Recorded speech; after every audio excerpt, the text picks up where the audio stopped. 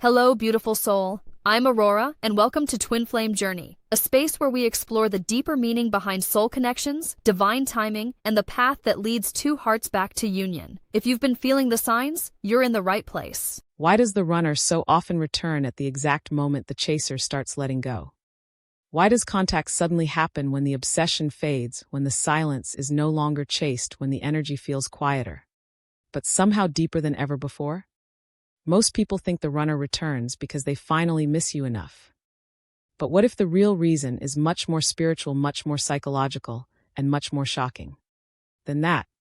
What if the runner returns right before union because the energy field between both souls has finally changed?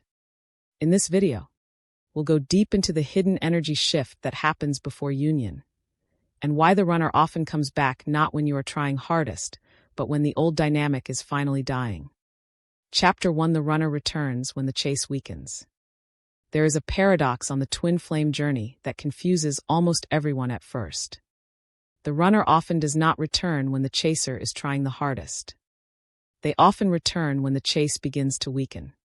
Not always when the longing is loudest. Not always when the signs are being watched most intensely. Not always when the energy is filled with urgency, obsession, pain, and emotional pressure. But when something becomes quieter. When something begins to release. When the old emotional grip loosens. When the chaser, sometimes without even realizing it, stops feeding the field in the same way. That is one of the deepest mysteries of the runner-chaser dynamic. And it is exactly why so many people misunderstand the runner's return. Because the human mind expects a very different story. It expects effort to produce movement. It expects chasing to eventually be rewarded.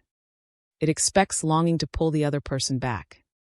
It expects intensity to create reunion. In other words, it expects love to behave like force. If I feel more, surely that must move something. If I hold on harder, surely they must notice. If I keep believing, keep reaching, keep waiting, keep sending energy, keep emotionally carrying the bond, surely that must bring them closer. But what if the opposite is often true? What if the runner returns not because the chase grows stronger, but because the old pressure around the connection finally begins to dissolve? That changes the whole meaning of the journey. Because then reunion is no longer just about how much love is present. It is also about the condition of the field that love is moving through. And for a long time, that field is often full of tension. The chaser feels everything intensely. The bond feels sacred, consuming, undeniable. The silence hurts. The absence hurts. The uncertainty hurts. So naturally, the chaser begins pushing energy into the connection. Sometimes outwardly. Sometimes quietly, internally, spiritually, emotionally. Watching. Waiting. Checking. Interpreting. Longing. Hoping. Collapsing. Reaching again. And none of this means the love is fake.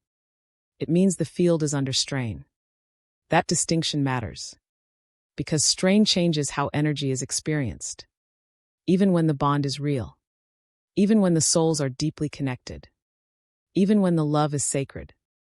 A strained field does not feel like simple recognition. It feels like pressure. And pressure often creates the very polarity that keeps the runner running. That is the opening paradox of this chapter. The runner returns when the chase weakens because the field begins to change. Not always immediately in the outer world. Not always in a dramatic way. Not always with an obvious explanation the ego can easily understand. But energetically, psychologically, spiritually, something shifts. And once it shifts, the runner can begin responding differently. This is hard for the chaser to accept at first. Because from the chaser's perspective, the strongest feelings seem like the truest ones. The most painful longing feels like the deepest proof of the bond. The most intense emotional pull feels like the closest thing to sacred certainty. So if the feelings become quieter, that can feel terrifying. The chaser may think, am I giving up? Am I becoming numb? Am I losing the connection? Why do I suddenly feel less urgency? Why do I still care deeply, but not in the same desperate way? And because this quiet feels so unfamiliar, many mistake it for disconnection. But what if it is actually the beginning of alignment? What if the weakening of the chase is not the weakening of love, but the weakening of distortion? That is where this gets profound. Because love and distortion are not the same thing. Love can be real, sacred, deep, life-changing. And still, the way it is experienced can be distorted by fear. Fear of loss. Fear of abandonment. Fear of uncertainty. Fear of never reaching union. Fear that if the runner never returns, then the entire journey will remain unfinished inside you. When fear enters love, it does not necessarily erase the truth of the bond, but it changes the field around it. It makes the connection heavier, more urgent, more emotionally loaded, more dependent on proof, more dependent on signs, timing, and outer reassurance. And that heaviness has an effect. Because what the chaser often experiences as devotion, the runner may experience as pressure. Not always consciously. This is important. The runner may not sit there and think, I am feeling energetic pressure from the chaser. Often it is subtler than that.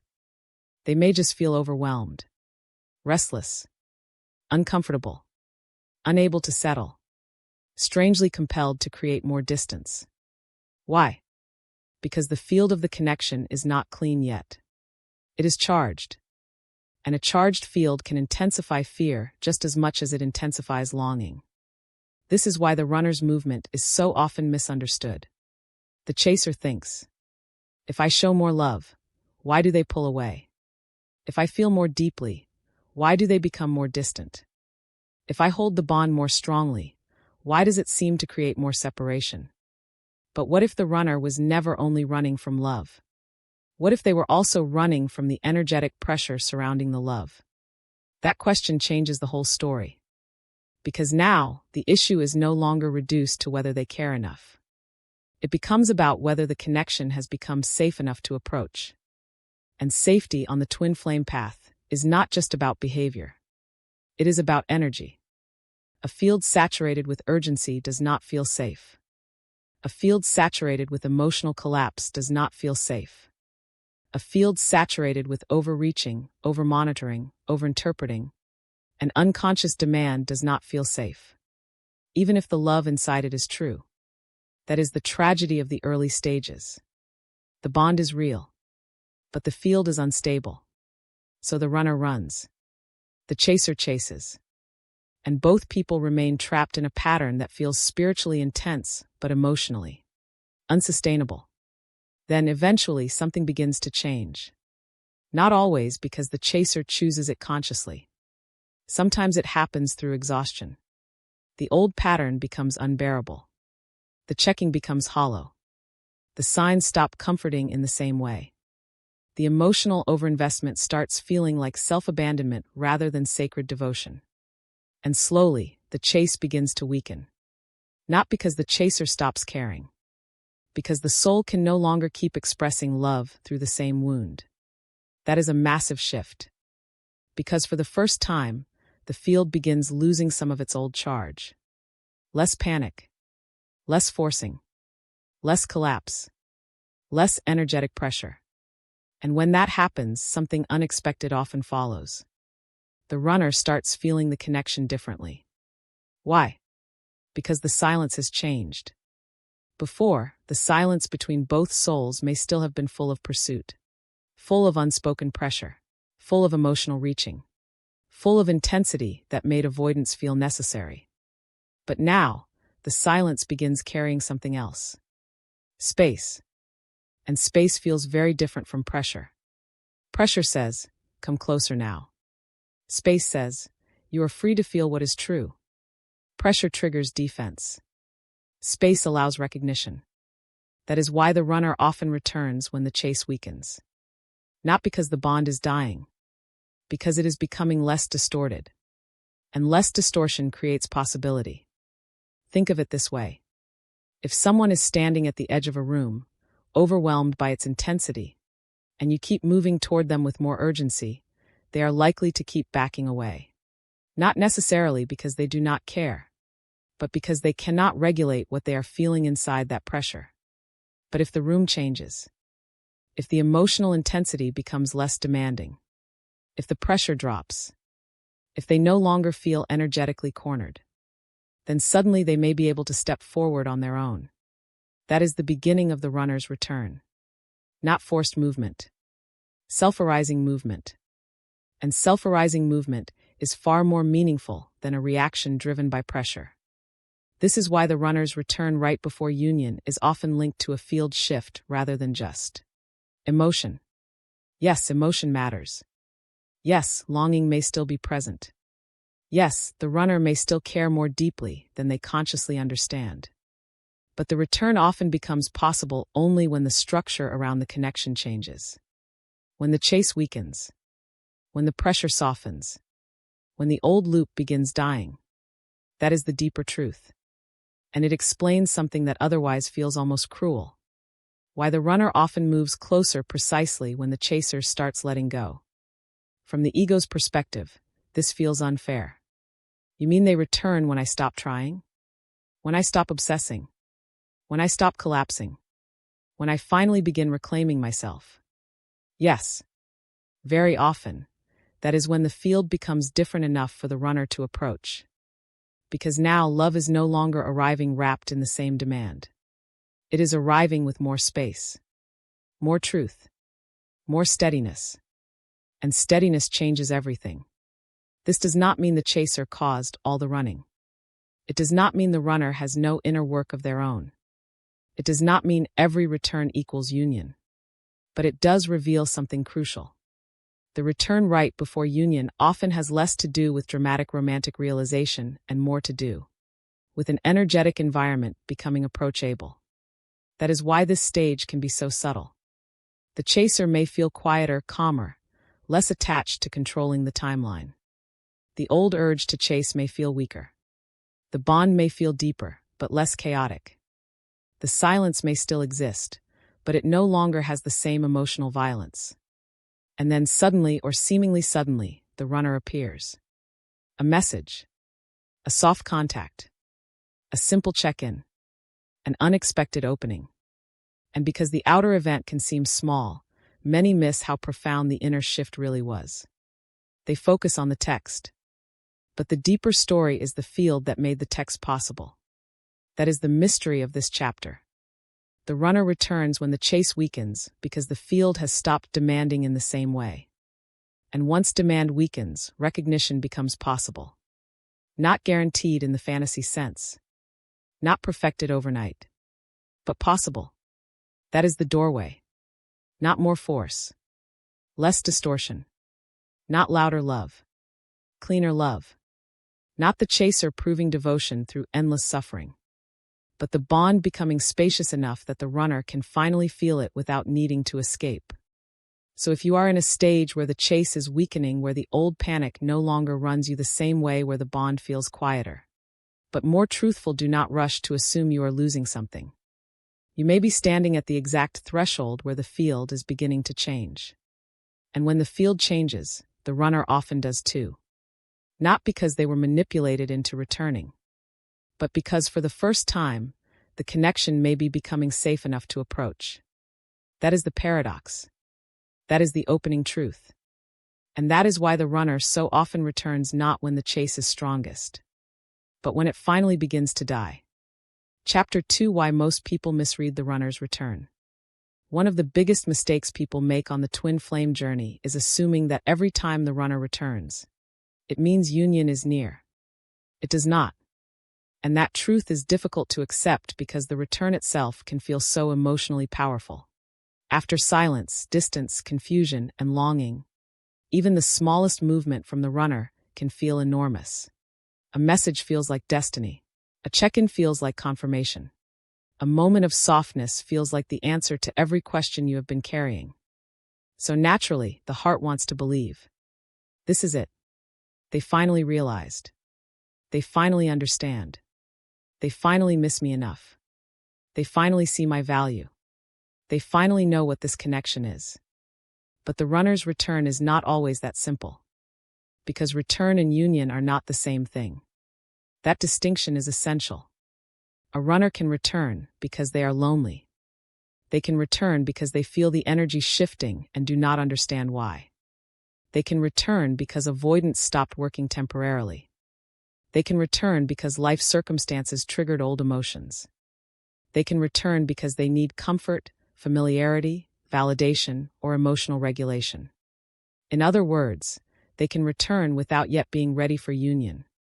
This is where so many people get hurt, because they mistake movement for transformation. And movement, by itself, does not always mean the field has changed deeply enough. This is why most people misread the runner's return.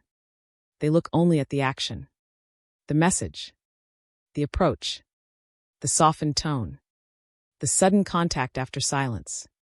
But they do not always look at the energy underneath it. Is this return coming from clarity? Or confusion? From openness? Or fear? From truth? Or temporary emotional need? Those questions matter more than the return itself. Because not every return is a pre-union return. Some returns are triggered returns. And triggered returns often look intense at first. The runner reaches out suddenly. The energy feels strong again. There may be chemistry, emotion, vulnerability, maybe even deep words. But then the old pattern comes back. Distance returns. Confusion returns. Mixed signals return.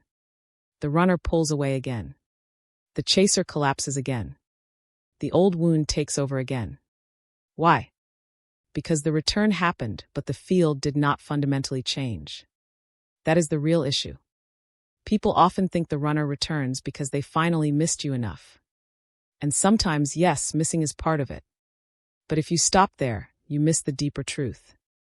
The runner often returns because something in the energetic structure has shifted. Not just because emotion got stronger. Emotion has often been there all along. That is what many people do not understand.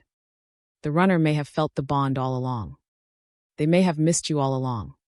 They may have carried confusion, longing, restlessness, an unresolved feeling for much longer than they were willing to admit. So if emotion alone were enough, why did they not return earlier? That question opens the deeper truth. Because the issue is not always feeling. It is what the field allows them to do with the feeling. When the field is full of pressure, panic, pursuit, and emotional demand, the runner often experiences the connection as overwhelming. Even if they feel deeply, they may still avoid it. Even if they miss you, they may still run. Even if they think about you constantly, they may still create distance. So the return does not happen simply because the feeling becomes intense. It happens differently when the field becomes safer. That is what most people misread. They interpret the return as proof that the runner finally changed their mind. But often, the deeper explanation is this. The space around the connection changed enough for approach to become possible. That is very different. Because now the return is not only about their thoughts. It is about the entire energetic atmosphere between both souls. Think of it like this. A person may want to enter a room, but if the room feels emotionally charged, demanding, unstable, or suffocating, they may stand outside of it no matter how important what is inside feels to them. Now imagine the room changes. The pressure is lower. The atmosphere is calmer. The demand is gone. The energy is no longer pulling at them in the same overwhelming way. Suddenly, the same room becomes easier to enter. What changed? Not necessarily the importance of what is inside. The environment around it. That is often what happens with the runner's return. The bond may have always mattered. The feeling may have always existed. But the environment around the bond becomes different enough that the runner can now move toward what they once only knew how to avoid. And this is where the difference between a temporary return and a pre-union return becomes crucial. A temporary return often still carries the old field. There is contact, but also confusion. Warmth, but also inconsistency. Movement, but also the same emotional instability underneath it. You feel hope, but your nervous system quickly recognizes the old pattern is still alive. A pre-union return feels different. Not always dramatic. Not always perfect. Not always instantly clear in every practical way. But different. There is less game, less pressure, less emotional whiplash, less need to dominate the connection through running or chasing. More honesty, more openness, more of a sense that something old is no longer carrying the interaction. That difference can be subtle, but it is everything. Because in the early stages, people are often so starved for movement that they cannot always tell the difference between any return and a true shift. The heart just wants relief.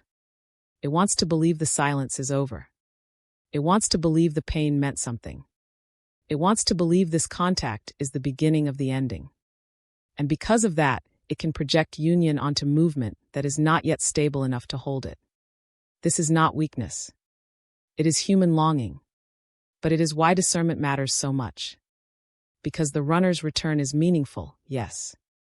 But the meaning depends on the energy it is arriving through. Is the old dynamic still alive? Is the return still built on emotional imbalance? Is the runner still approaching through fear, half-presence, and unconscious withdrawal? Is the chaser still collapsing into overinterpretation, urgency, and attachment the moment contact begins? If so, then the return may be real, but it may not yet be union-level movement. This is why so many people feel devastated after a return that looked promising. They thought the story had changed. But really, the pattern had only reopened. And reopened patterns can feel almost cruel, because they give hope without yet offering transformation. That is why this chapter matters. Because understanding the runner's return requires more than romantic interpretation. It requires energetic intelligence. It requires being able to feel. Is this return coming through the old wound? Or through a cleaner field? That question can save people years of confusion. Because the old wound has a signature. It feels destabilizing, intoxicating, highly charged, emotionally addictive, full of hope and fear mixed together. A cleaner field has a different signature. It feels quieter, more grounded, less performative, less like emotional whiplash, less like a fantasy being activated, and more like reality becoming possible. This is also why the runner's return before union often feels less cinematic than people expect. The ego expects a dramatic awakening, a huge confession, a powerful apology, a movie-like comeback. But truth often arrives more simply. A calm message, a straightforward approach, a softer tone, a contact that feels oddly normal yet deeply different. Why? Because when the field changes, the return no longer needs to carry all the old drama. That is how you know something deeper may be happening. Not because the runner is suddenly more emotional than ever, but because the return is less built on the same distortion than before. This is the deeper truth.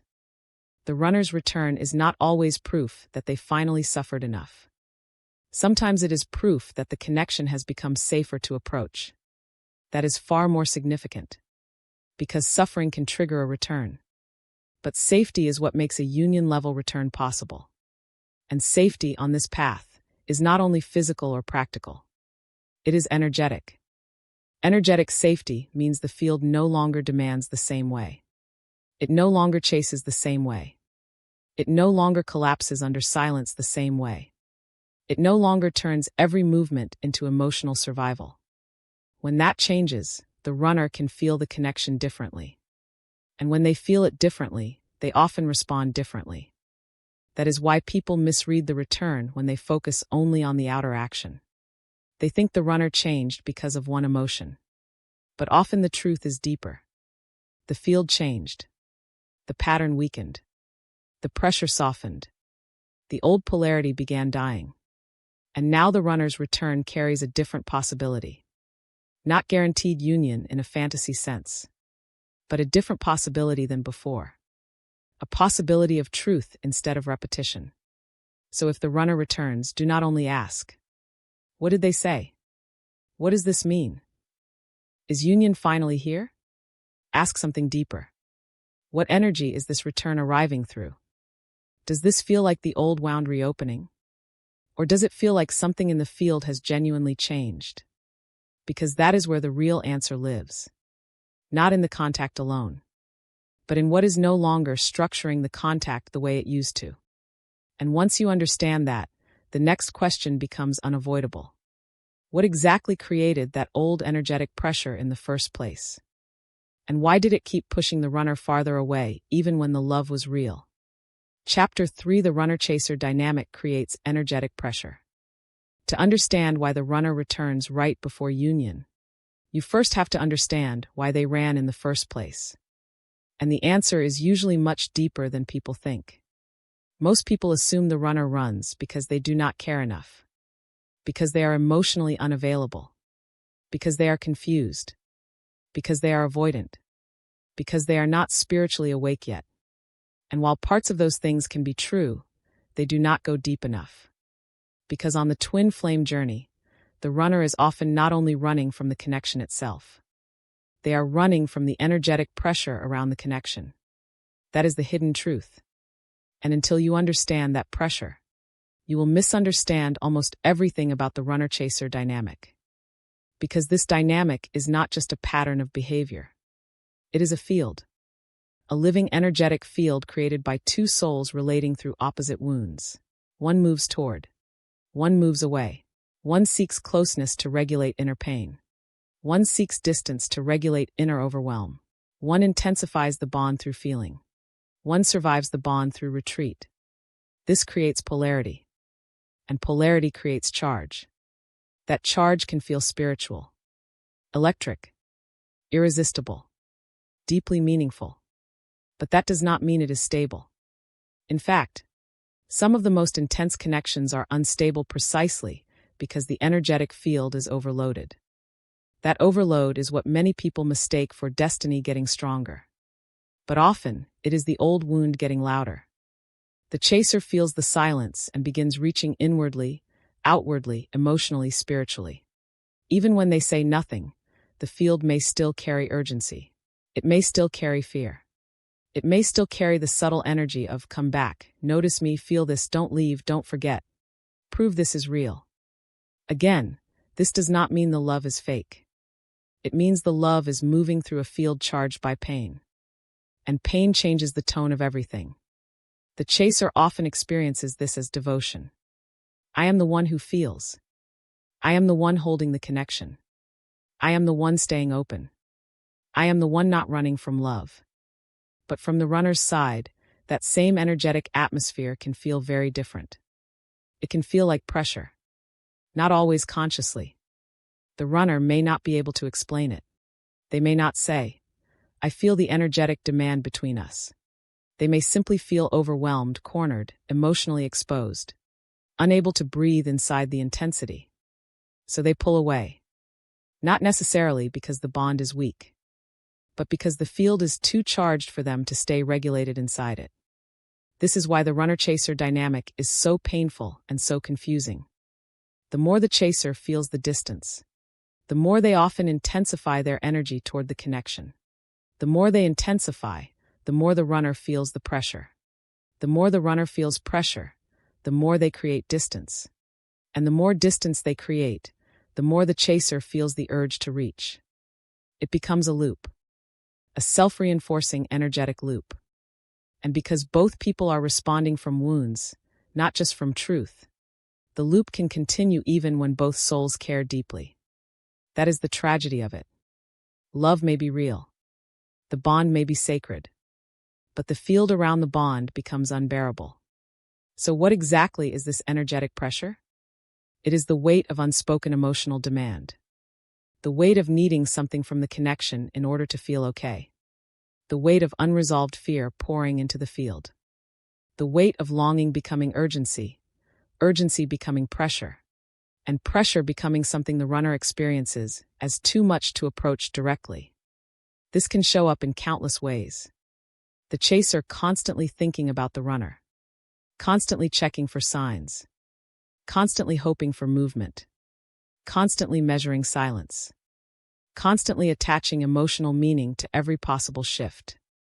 Even if none of that is voiced, it still shapes the field. Why? Because energy is not only what you say. It is also how you hold. And if you are holding the bond through fear, the field carries fear. If you are holding it through pressure, the field carries pressure. If you are holding it through collapse, the field carries collapse. This is why the runner often feels the connection as heavy. Not because they do not care, but because the field itself is heavy. Imagine being in a room where nothing dramatic is being said, but the emotional atmosphere is thick. You can feel expectation in the air. You can feel unresolved need. You can feel someone wanting something from you, even if they are trying to hide it. That room becomes hard to stay in, not because there is no love there, but because the love is burdened by what is being unconsciously asked of it. This is what the runner often experiences. Not always in words. In sensation. And sensation drives avoidance more powerfully than logic. The runner may not understand why they are pulling away. They may even hate that they are doing it. They may think about the chaser constantly, miss them, dream of them, feel guilty, feel restless, feel a strange magnetic pull they cannot explain. And still they run. Why? Because caring deeply does not automatically create the capacity to remain inside a high-pressure field. That is a crucial distinction. And it explains why the runner-chaser dynamic becomes so exhausting for both sides. The chaser feels, why are they running if this is real? The runner feels, why does this feel like too much if it matters so much?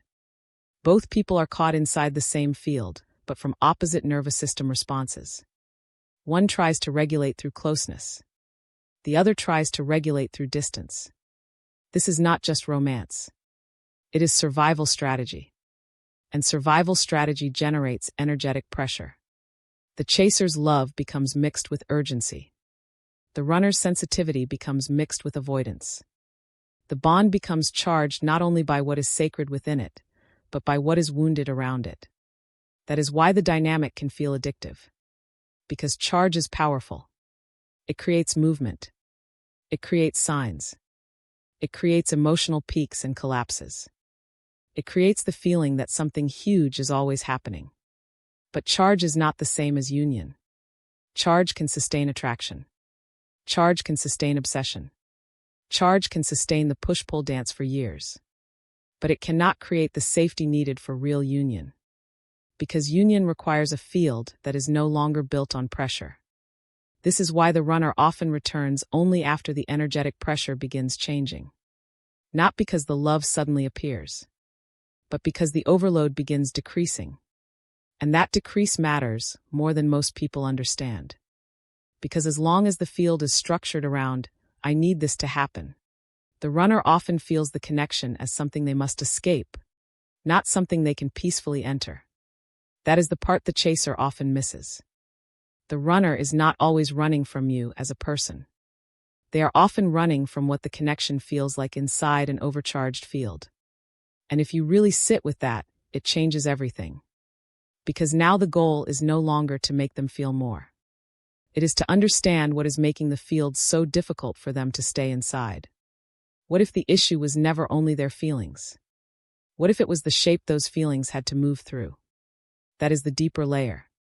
And it is why spiritual advice that says just love harder often backfires on this path. More energy is not always the answer. More pressure is rarely the answer. More longing poured into the field without transformation just recreates the same loop. The runner feels it. They back away. The chaser feels the distance. They increase the charge. And the cycle continues. This is also why the chase can feel holy while still being part of the problem. The chaser may sincerely believe they are holding the bond in love. And in one sense they are. But if the holding is saturated with fear, waiting, collapse, and a hidden need for the runner to respond in order for the chaser to feel stable, then the field is no longer just love. It is love under tension. And love under tension creates pressure. Pressure is the invisible architecture of the runner-chaser dynamic. It is what turns silence into torment. It is what turns longing into pursuit. It is what turns care into overwhelm. It is what turns the bond into something the runner feels they must regulate through distance. That is why this chapter matters so much. Because until you see the energetic pressure clearly, You will keep interpreting the runner's actions only through surface logic. You will think, they don't care enough. They're just confused. They're emotionally unavailable. And yes, those things may partly appear. But beneath them is often a field issue. The connection has become too charged to approach safely. That is why the runner does not usually return through more chasing. More charge does not create safety. It creates more of the same polarity. What creates the shift is when the old energetic pressure starts weakening. When the chaser stops feeding the field through the same panic, checking, overreaching, and emotional collapse. When the silence no longer carries the same demanding energy. When the love stops being wrapped in so much unconscious need. Then something changes. The room feels different. The field breathes differently. And the runner, often without fully understanding why, begins experiencing the connection in a new way. That is the beginning of the return. Not because the bond is stronger than before, but because the distortion around the bond is weaker. That is the key. And once you understand that the runner-chaser dynamic creates energetic pressure, the next question becomes obvious. What exactly changes when the chaser stops feeding the old pattern? Why does that shift alter the field so powerfully that the runner suddenly begins moving closer? Chapter 4: The energy shift begins when the chaser stops feeding the old pattern. There comes a point on the twin flame journey when something subtle begins to die. Not the love, not the bond, not the sacredness of what was felt between two souls.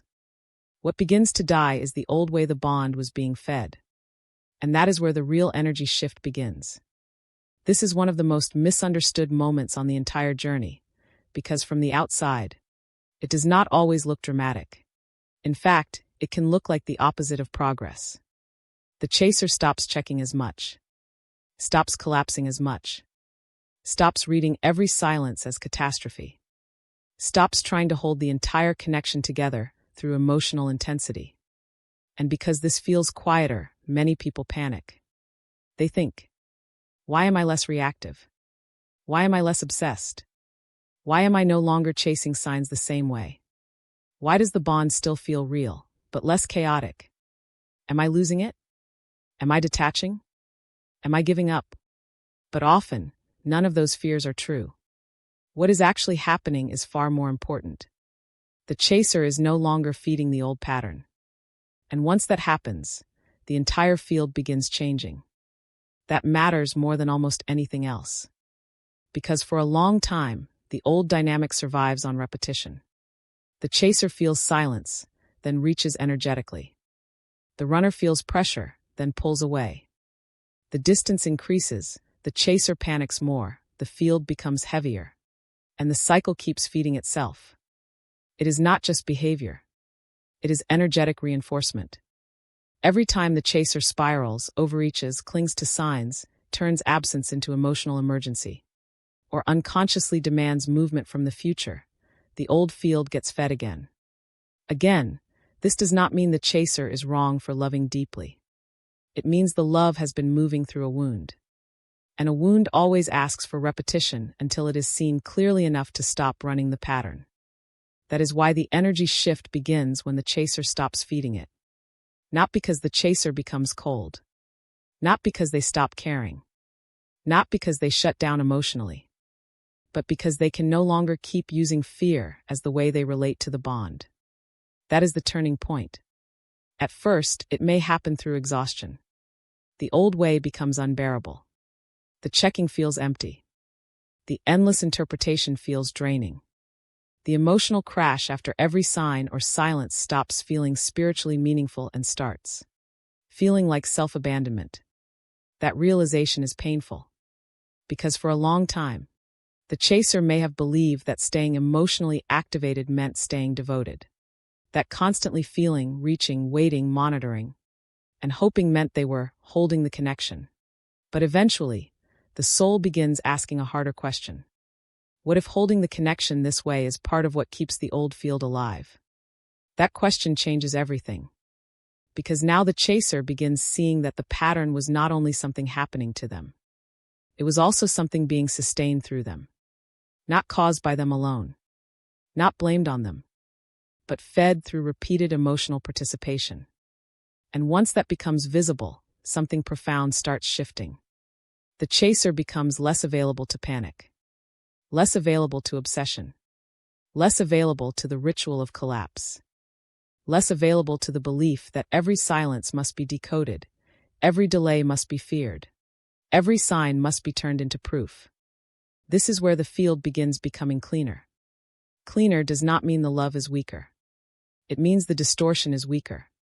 And the weakening of distortion is one of the holiest moments on the twin flame path. Because now, for the first time, the connection is not being saturated with the same unconscious demand. Before, the field may have sounded like this, even without words. Come back. Notice me. Confirm this. Don't disappear. Don't make me stay in uncertainty. Prove this means something. Let this move. Let this become real. That is enormous energetic weight, even if it is never spoken aloud. Now imagine that weight beginning to lift. The chaser still loves, still feels, still honors the bond. But the field no longer carries the same insistence, no longer the same emotional gripping, no longer the same inner bargaining, no longer the same sense that the connection must produce movement immediately in order for the heart to survive. That is not indifference. That is release. And release changes the field more than force ever could. Because a field without so much demand becomes more breathable, more spacious, more truthful, more capable of holding actual recognition instead of just reactive polarity. This is why the energy shift right before union often begins with the chaser changing internally. First, again, not because the chaser is responsible for everything, but because the old pattern loses fuel when one side is no longer feeding it the same way. And once the fuel changes, the dynamic changes. This can feel deeply counterintuitive. The chaser may think, if I stop feeding the connection, won't it die? If I stop checking, hoping, reaching, and energetically holding, won't everything disappear? If I stop pouring myself into this, won't the runner forget me completely? But what if the opposite is true? What if what disappears is not the bond, but the distortion around the bond? That is the real fear. Because many people become so accustomed to the old emotional intensity that they mistake it for the connection itself. They think the bond is the obsession, the constant pull, the emotional emergency, the spiritual panic, the need to know. But those things are often not the core of the connection. They are the noise around it. And when the noise begins dying, the bond may actually become more real, not less. This is why the energy shift is so often misread as nothing happening. The chaser becomes calmer. The field becomes quieter. The old emotional static lowers. And to the ego, this feels underwhelming. Where are the signs? Where is the intensity? Where is the dramatic movement? But the soul understands something deeper. The field is no longer being fed by panic. That is the movement. And it is enormous. Because once the chaser stops feeding the old pattern, several things begin happening at once. First, the field loses some of its charge. The runner is no longer being met by the same invisible pressure. The connection does not feel as demanding. The silence no longer carries the same energetic reaching. The atmosphere changes. Second, the chaser begins reclaiming themselves. Their center returns. Their peace becomes less tied to the next outer movement. Their identity is no longer built entirely around waiting, longing, and surviving the silence. That self-return is powerful, because the more the chaser comes back to themselves, the less the connection is asked to function as emotional rescue. Third, the old loop weakens. The runner no longer receives the same signal. The chaser no longer repeats the same response. The pattern begins losing its automatic structure. And once automatic structure weakens, new movement becomes possible. That is the doorway to the runner's return. Not through stronger pursuit, through the ending of the old energetic script. Think about how profound that is. The runner may have spent a long time orienting themselves around the field as pressure. Even if they miss the chaser, even if they love them, even if the bond haunted them. The energetic experience of the connection may still have felt overwhelming. So their nervous system learned, distance equals regulation. But once the field changes, distance no longer works the same way. Why? Because the connection is no longer pressing on them through the same old wound. Now there is more space. And space allows different things to emerge. Recognition, curiosity, softness, the ability to feel without immediately needing to flee. This is why the chaser often thinks they are losing the bond at the exact moment the field is actually becoming safer for the runner to approach. Because the old intensity is gone. But what replaces it is more important than intensity. It is clarity. Clarity is quieter than obsession, more grounded than longing, less dramatic than fantasy, but infinitely more capable of supporting union. This is also why real pre-union shifts often begin invisibly. There may not be immediate outer proof. No grand return scene. No instant confession. No obvious sign that the field has changed. And yet, beneath the surface, everything is different. The chaser is no longer radiating panic in the same way. The bond is no longer being held through collapse. The future is no longer carrying the same unbearable emotional weight. That is the shift. And from there, the runner often begins feeling the silence differently. Not as an escape they can comfortably maintain, but as a space that now carries less pressure and therefore more truth. That truth can become impossible to avoid forever. Because once the old pattern is no longer being fed, the runner is left with something they may have delayed feeling for a long time. The actual connection. Not the overcharged version. Not the field distorted by chase energy. Not the emotional static of panic and polarity. The cleaner truth of it. And that truth is often what calls them back. So if you are in a stage where the old urge to chase is weakening, where you are less willing to collapse, less willing to monitor, less willing to feed the same emotional loop, do not mistake that for failure. You are not necessarily losing momentum. You may be ending distortion. You may be becoming unavailable for the exact field that kept the old dynamic alive. And once that field loses fuel, a new one begins forming. A field with less demand, less pressure, less emotional force. A field where the runner can begin experiencing the bond without needing to defend themselves against it in the same way. That is why the energy shift begins here. Not when the runner suddenly says the right words. Not when outer movement finally appears. But when the chaser stops feeding the old patterns so completely that the field itself becomes different. And once the field becomes different, the runner begins feeling the silence differently too. Which leads to the next deeper question. What exactly happens inside the runner when the silence is no longer charged by the old chase? Why does that new silence begin affecting them in a way the old one never could? Chapter 5: Why the runner feels the silence differently after the shift. There is a moment on the twin flame journey when the silence changes. Not because the outer silence ends right away. Not because a message suddenly arrives. Not because the distance instantly disappears. Not because the runner has already come back in visible form. But because the energetic meaning of the silence is no longer the same. And this is one of the most important shifts before union. Because for a long time, the silence between the runner and the chaser is not empty. It is filled with charge, filled with unspoken pursuit, filled with emotional tension, longing, pressure, fear, and the energetic weight of the old dynamic still playing out beneath the surface. The runner feels that, even if they cannot explain it, even if they never admit it, even if they themselves believe they are moving on or not thinking about it, the field still carries something. Before the shift, silence is not just silence. It is charged silence. The chaser is still feeling, still watching, still reaching inwardly, still measuring, still hoping, still suffering, still asking the future to resolve itself. And all of that creates an atmosphere, a current, a kind of invisible pressure inside the connection that makes the silence heavy. The runner may outwardly avoid, distract, or distance themselves.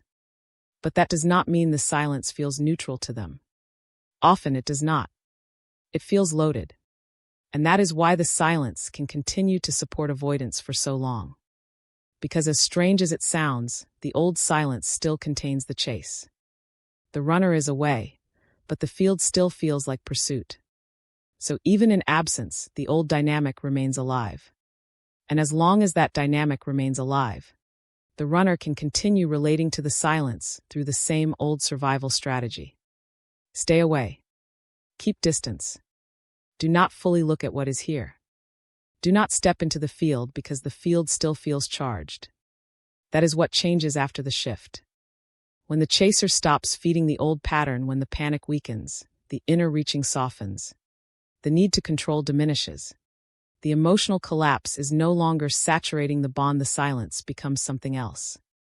It becomes less charged, less demanding, less emotionally heavy, less full of invisible pursuit. And because of that, the runner begins feeling it differently. This is one of the deepest paradoxes of the whole journey. The runner often begins to feel the connection more clearly when the chaser stops pressing into it. The old way. That sounds impossible at first. Because the human mind assumes that if you stop pushing energy toward the bond, it will fade. That if the chaser stops emotionally holding, hoping, checking, and longing in the same intense way, then the connection will become weaker. But often the opposite happens. What weakens is not the connection. What weakens is the distortion around the connection. And once the distortion weakens, the runner is no longer reacting mainly to pressure. They begin encountering the absence of that pressure. That absence is profound.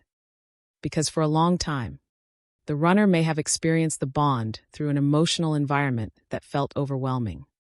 Even in silence, they may have been sensing something dense, activated, emotionally loaded. Something that kept the connection feeling like a place they had to defend themselves against. Now imagine that field changes. Imagine the pressure is gone. The chase is quieter. The old emotional demand is no longer saturating the silence. The bond is still there, but the force is not. Suddenly, silence feels very different. Now it is not a place where avoidance feels stabilizing. Now it is a place where the absence itself becomes noticeable in a new way. The runner can no longer regulate themselves against the same energetic push. And that changes what the silence mirrors back to them. Before, the silence may have said, "Stay away. This is too much. There is pressure here. There is demand here. There is intensity here I do not know how to hold." But after the shift, the silence may begin saying something else. What is this I still feel, even without the old pressure? Why does this still matter, even now? Why does the space feel different? Why am I suddenly more aware of what is missing now that it is no longer chasing me? That is where the deeper recognition begins. Because the absence of pressure creates room. And room allows truth to surface. This is one of the hidden reasons the runner often begins moving closer after the field changes. Not because they are finally forced by longing, but because they are no longer reacting against the same density. The old defense is no longer receiving the same signal. And without that signal, the silence is harder to use as a comfortable hiding place. That is what makes this stage so powerful. The runner has often relied on distance as regulation. The silence itself became part of the escape structure. But once the field becomes cleaner, the silence no longer feels the same. It no longer contains the same familiar energetic shape. The runner begins meeting something more naked, more direct, more difficult to rationalize away. The actual connection. Not the overcharged version. Not the field distorted by panic and polarity. The quieter truth beneath it. And quieter truth can be far more confronting than emotional noise. Because emotional noise gives the runner something to defend against. Quiet truth removes that excuse. What happens when the chase is gone, but the bond is still there? That question becomes impossible to ignore. The runner may not consciously phrase it that way, but they will often feel it. They may notice that distractions do not work the same way. The usual emotional distancing feels less effective. The silence no longer creates the same relief. The absence feels different. Why? Because now the absence is no longer padded by pressure. It is cleaner. And clean absence can reveal longing more directly than chaotic absence ever could. This is why the runner feels the silence differently after the shift. Not because the silence ended. Because the silence stopped carrying the old defense structure. That matters enormously. Imagine someone standing in a room filled with loud static. As long as the static is there, they can say, "I cannot really hear what is happening." They can justify staying distant because the environment itself feels overwhelming. Now imagine the static suddenly disappears. The room becomes quiet. At first, that quiet may feel strange, exposed, uncomfortable. But now, for the first time, what was underneath the noise can be heard clearly. That is what happens to the runner when the old chase energy stops feeding the field. The static fades. And what remains is not necessarily comfort. It is clarity. Clarity can be terrifying for a runner. Because clarity removes the familiar fog they used to hide inside. It becomes harder to tell themselves the story that nothing is really there, nothing really matters. Nothing needs to be faced. The connection begins speaking through a quieter frequency, and that quieter frequency often reaches deeper. This is why so many runners start feeling restless after the energy shift. Not always in obvious ways. Not always in consciously spiritual ways. But something begins stirring. A sense of absence that no longer feels neutral. A pull they cannot regulate with the same distractions. A recognition that the field feels different. And with that difference comes a new kind of emotional exposure. That exposure is what often precedes the return. Because now, for the first time, the runner is not only running from pressure. They are standing face to face with the fact that the pressure is gone and the bond remains. That is deeply confronting. Because it removes one of the old justifications for distance. It becomes harder to say, "This is too much," when the field is no longer demanding in the same way. Harder to say, "I need to escape," when what remains is softer, cleaner, more honest. Harder to keep avoiding when avoidance no longer feels as protective as it once did. That is the inner beginning of movement. And it does not always look dramatic. It may begin as thinking of the chaser differently. Feeling the absence more clearly. Realizing the silence no longer feels safe in the same old way. Sensing that something has changed, even if no words have yet been spoken. This is why the chaser often thinks nothing is happening during the exact stage when the runner is beginning to experience the field differently. Because outer silence can still remain for a while. But inside the silence, the structure has changed. And structure matters more than surface. The old silence was charged with chase energy. The new silence is spacious enough to reveal truth. That is why it hits differently. Not louder. Deeper. The runner can no longer lean on the old energetic story. They begin feeling the absence as absence, not just as a place of retreat. They begin sensing the connection without the same overwhelming charge. They begin encountering what has remained underneath everything. And what has remained is often more real than they wanted to admit. This is the quiet beginning of return.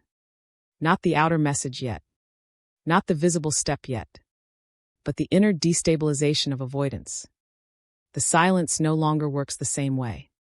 And when silence stops functioning as the same kind of emotional shelter, the runner starts moving inside themselves long before they move in the outer world. That is why the shift is so sacred. Because it is not forcing the runner. It is removing the old energetic conditions that made running feel easier than feeling. And once those conditions are gone, feeling becomes unavoidable. Not always instantly. Not always consciously. But increasingly. So if you are in a stage where the field feels quieter, where the chase is weaker, where the old panic is not feeding the silence in the same way, do not assume the silence means stasis. The silence may be doing something new now. It may be revealing the bond to the runner through a cleaner mirror. And once that happens, avoidance begins losing one of its greatest supports. Which leads to the next deeper question. What happens when running itself no longer feels safe? What happens when the runner can no longer use distance the way they once did to regulate everything? They are afraid to feel. That is where the return becomes even more inevitable. Chapter 6: The runner returns when avoidance stops feeling safe. There is a moment on the twin flame journey that changes everything for the runner. Not the moment they suddenly feel for the first time. Not the moment the bond magically appears in their awareness. Not the moment love is created. Not even the moment they finally miss the chaser enough in some dramatic, romantic sense. The deeper turning point is this. The runner returns when avoidance stops feeling safe. That is the real shift. Because for a long time, the runner survives the connection through avoidance. Distance becomes regulation. Silence becomes strategy. Distraction becomes relief. Detachment becomes identity. Running becomes the way they stay emotionally intact in a bond that feels too big, too exposing, too destabilizing to fully enter. This is why people misunderstand the runner so often. They think the runner is simply cold, or uncaring, or indifferent, or spiritually behind. But more often, the runner is overwhelmed. Overwhelmed by feeling. Overwhelmed by vulnerability. Overwhelmed by how much the bond threatens the structure they built to stay in control of themselves. And so they run. Not because running is freedom. Because running feels safer than staying. That distinction is everything. Because if you understand that the runner is regulating through avoidance, then you also begin to understand what must happen before they return in a deeper, pre-union way. Avoidance has to stop working.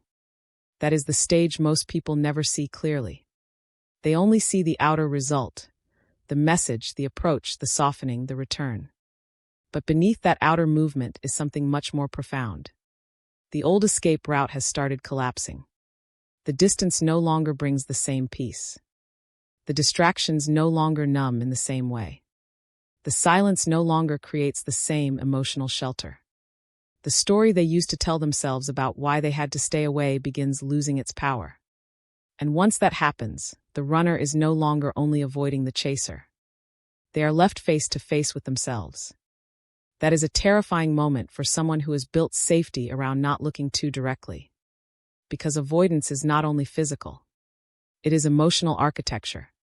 It is the way the runner organizes their inner world, so they do not have to feel certain truths too fully. It protects them from the intensity of the bond. Yes, but it also protects them from their own vulnerability, their own longing, their own unmet emotional reality, their own fear of surrender. That is why the runner can stay away even while feeling deeply. The distance is not solving the connection. It is regulating exposure. And regulation, even unhealthy regulation, can feel like safety for a long time. But then the energy shifts. The chaser stops feeding the old pressure. The silence becomes cleaner. The field becomes less chaotic, less demanding, less saturated with pursuit. And something surprising happens. Avoidance starts feeling different. Before, avoidance may have felt like relief. Now it starts feeling like emptiness. Before, distance may have felt like control. Now it starts feeling like disconnection from something real. Before, distractions may have worked. Now they begin failing. This is where the runner's inner world starts becoming unstable in a completely new way. Because once the old energetic pressure drops, the runner can no longer define the bond primarily as something overwhelming they must escape from. The charge is lower. The field is quieter. The old justification starts weakening. And without that justification, the connection becomes harder to dismiss. Now the runner has to face a more uncomfortable truth. If the pressure is gone, why do I still feel this? If the chase has weakened, why does the bond remain? If the old intensity has softened, why is this absence suddenly harder to live inside? That is the sacred crisis of the runner. Not a crisis created by the chaser's pursuit. A crisis created by the collapse of avoidance. This is why the runner often returns right before union. Because right before union, the thing that once kept them safely distant begins failing.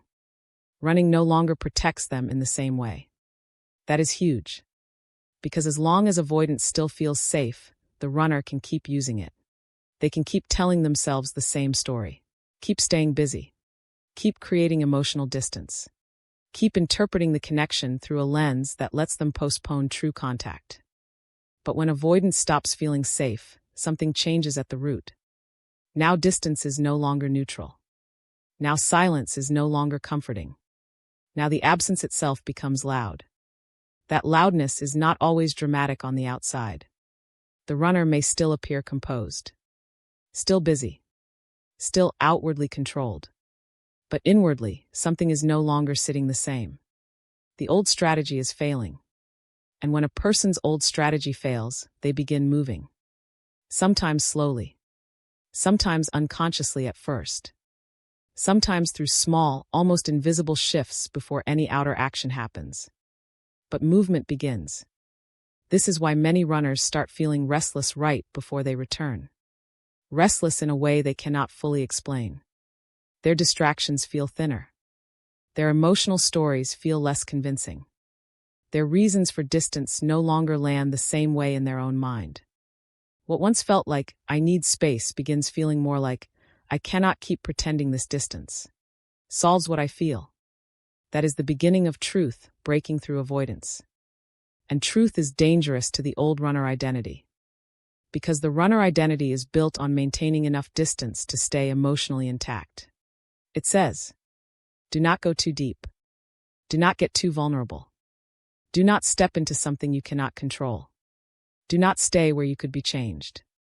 But the twin flame bond is exactly the kind of connection that threatens all of that. It does not ask for polite affection. It asks for surrender of masks. Surrender of defenses. Surrender of emotional architecture built around escape. So when avoidance starts failing, the runner is no longer just uncomfortable. They are spiritually cornered by their own truth. Not cornered by the chaser. By the fact that what they feel can no longer be kept at a safe distance inside themselves. That is why this stage can feel so destabilizing for the runner. Because the old route out has closed. Not fully all at once. Not always consciously. But enough. Enough that running no longer feels like freedom. Enough that distance no longer feels like power. Enough that avoiding the bond no longer makes the bond less real. And once that happens, the runner starts moving towards something they once could only move away from. This is where many people still misunderstand the return. They think the runner returns because they finally became brave all at once. Sometimes it is not that simple.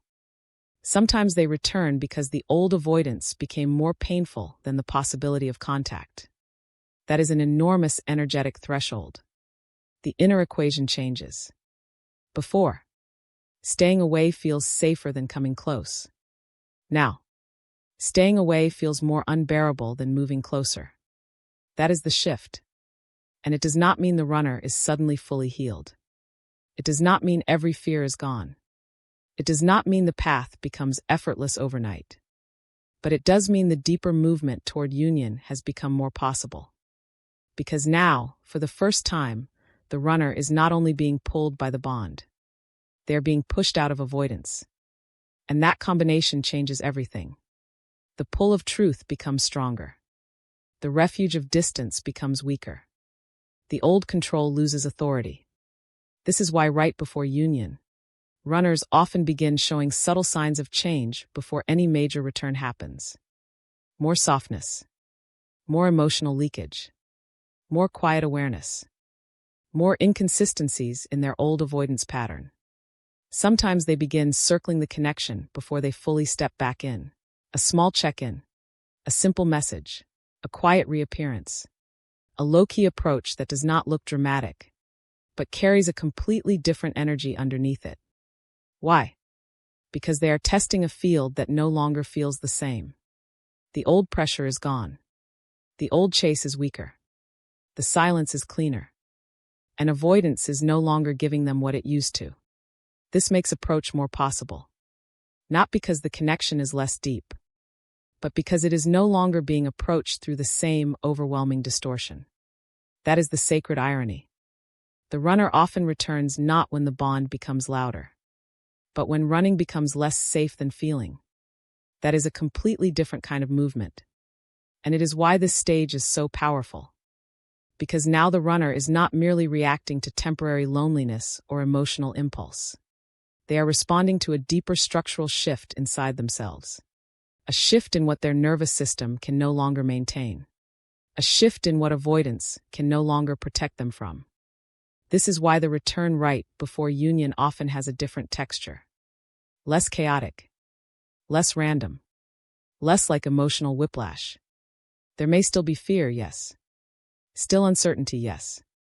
Still humanity, still imperfection. But something underneath it is more honest. The old wall is weaker. And honesty begins moving where avoidance once stood.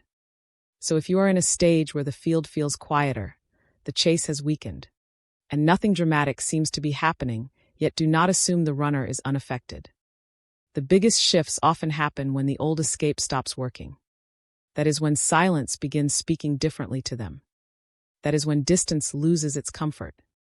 That is when they begin realizing that staying away no longer protects what they thought it did. And once running stops feeling safe, return becomes much more than a possibility. It becomes the next honest movement available. Not because they have been forced. Because truth has become harder to outrun than love has become to approach. That is the real threshold. And from there, another surprising truth appears. The return that matters most right before union is often not dramatic at all. It often comes quietly. Softly. Simply. Almost in a way the ego could miss if it was still waiting for fireworks. Which leads to the next deeper question. Why does the runner's real return before union so often happen quietly instead of in the grand, emotional way fantasy expects? Chapter 7: Why this return often happens quietly, not dramatically. One of the biggest illusions about the runner's return is that it should look dramatic. A big confession. A sudden emotional breakthrough. A powerful apology. A cinematic return that makes every year of silence feel instantly explained. That is what the ego expects. Because the ego wants the outer moment to match the inner intensity of the journey.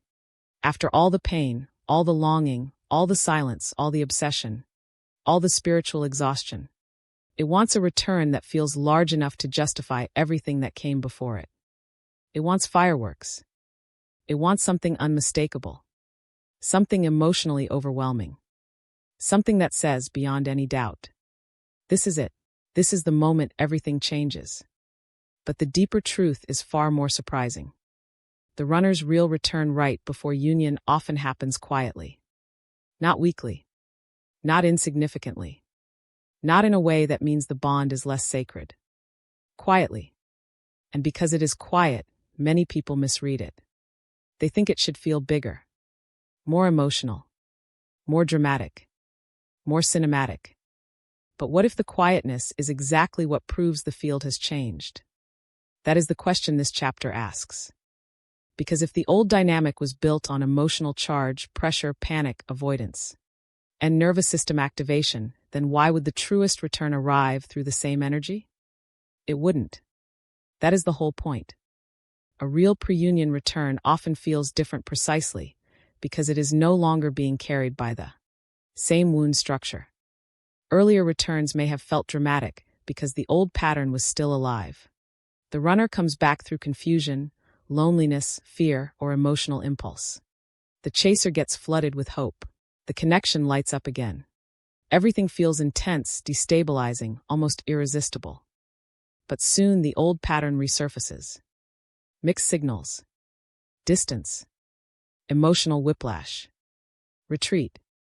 Collapse. Why? Because the return was still happening through the old field.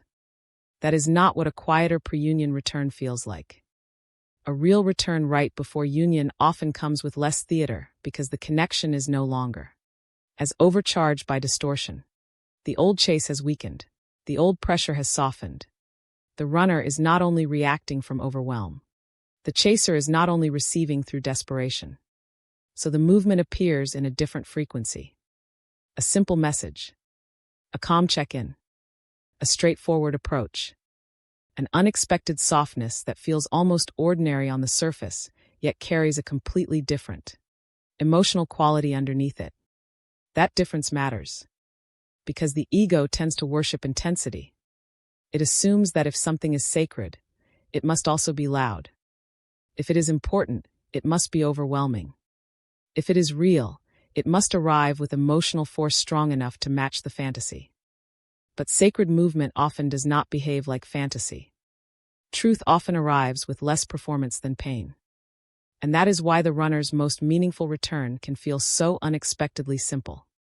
A short message after a long silence. A warmer tone than before. A softness that was once impossible. A contact that does not try to dominate the moment, but quietly opens a door. The ego may look at that and say, "That's all. After everything, shouldn't it feel bigger? Shouldn't they say more, do more, prove more?" But the soul may already know. This is different. Different not because it is louder. Different because it is cleaner. This is where the deepest misunderstanding happens. People often confuse drama with depth. But drama is not depth. Drama is activation. Drama is charge. Drama is often the old wound reacting loudly. Depth, on the other hand, may feel calm. Clear. Grounded. Steady. Less like a fantasy exploding into life, and more like truth quietly entering the room. That is why this return often happens quietly.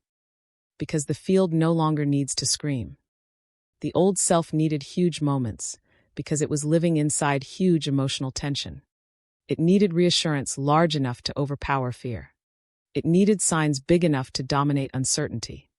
It needed the runner to return in a way that made the chaser feel fully chosen, fully seen, fully redeemed from all the pain of separation. But when the field truly shifts, the return no longer carries that same symbolic burden. The runner is not being asked to save the chaser's identity.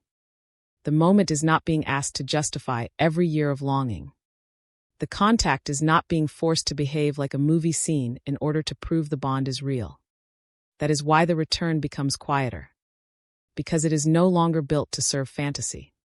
It is built to serve truth. And truth is often much more understated than the ego can appreciate at first. Think about how real healing often looks. It is rarely theatrical. Rarely dramatic in the way people imagine. Often it is a subtle realization. A softer reaction. A calmer breath. A conversation that does not explode the way it once would have. That is how the runner's real return often feels. Not like chaos resolving in one grand scene. But like the old chaos no longer organizing the meeting. This is why so many people miss the sacredness of a quiet return.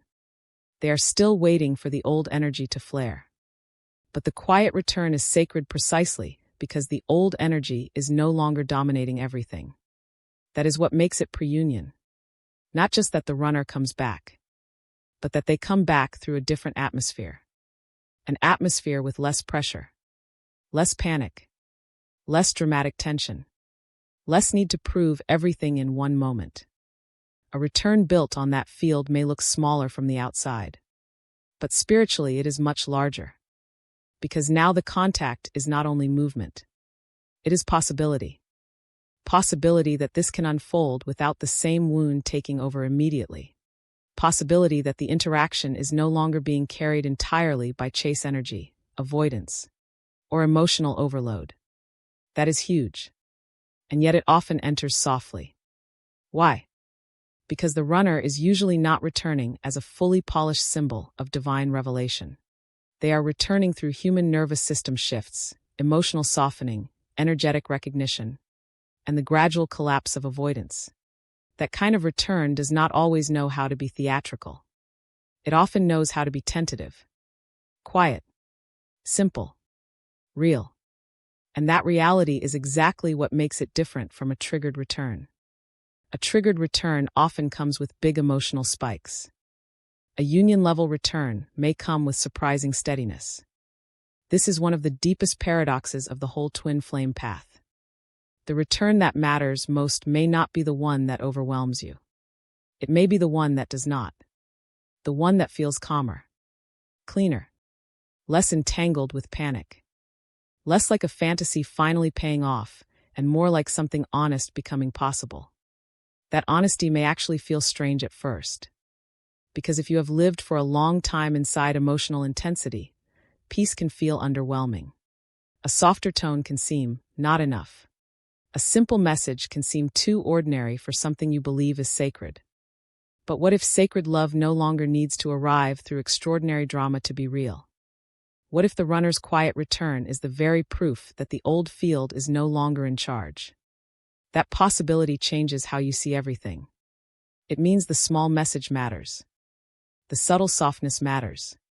The simple approach matters. Not because these things are grand in themselves, but because of the energy they are arriving through. A text can be just a text, or it can be the first clean movement in a field that used to be ruled by distortion. That is a completely different thing. This is why discernment matters so much here. The chaser has to learn not to measure truth only by intensity. Not to assume that the biggest emotional moment is always the most aligned one. Not to mistake quieter contact for weaker contact. Not to overlook the sacred just because it no longer comes dressed in drama. Because real pre-union return often has this feeling. Less game. Less confusion. Less emotional whiplash. More sincerity. More simplicity. More of a sense that the energy is no longer built on the same wound. That is what makes it powerful. Not the performance. The absence of the old performance. That absence is what reveals the shift. So if the runner's return comes quietly, through a soft message, a gentle reappearance, a simple opening rather than a dramatic scene, do not rush to dismiss it because it does not match fantasy. Sometimes the quiet return is the holiest one, because it means the field is no longer demanding spectacle in order to feel real. It means the connection may finally be strong enough to move through truth instead of through emotional chaos. And from that place, something much deeper becomes possible. Not just contact, not just temporary reopening, but the beginning of actual union-level movement. Which leads to the next essential question. How do you tell the difference between a return triggered by loneliness, fear, or ego and a return that truly belongs to the energy of union? That difference is everything. Chapter 8: The difference between a triggered return and a union-level return. One of the most important things to understand on the twin flame journey is this. Not every return means union.